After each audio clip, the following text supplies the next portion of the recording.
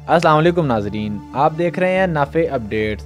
नाजरीन, doctor Anthony S FOSSEE जो कि अमेरिका के लीडिंग इन्फेक्शन डिजीज़ एक्सपर्ट हैं, उन्होंने इंकशाफ किया है कि कोरोना वायरस की वजह से अमेरिका के अंदर 1 लाख से तकरीबन 2,40,000 तक हलाकतें मुतवक्को हैं।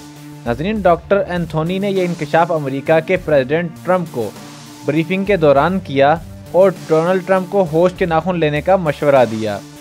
नाज़रीन, डॉक्टर एंथोनी का कहना था कि कोरोना वायरस की वजह से अमवात में इससे भी कहीं ज़्यादा इजाफा हो सकता है, यानी 2,40,000 से भी कहीं ज़्यादा लोग यानी अमरीकी इसकी वजह से मर सकते हैं और हलाक हो सकते हैं।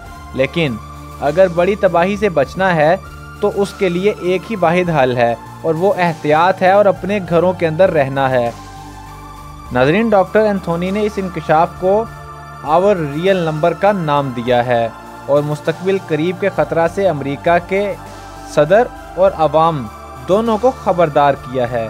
उन्होंने कहा कि ये अंदाज़ा बढ़ते हुए नए केसेस को देखकर बआसानी लगाया जा सकता है कि अमेरिका में ये बड़े पैमाने पर तबाही लाएगा और अनकरीब बहुत बड़ी तबाही अमेरिका का इंतज़ार कर रही है।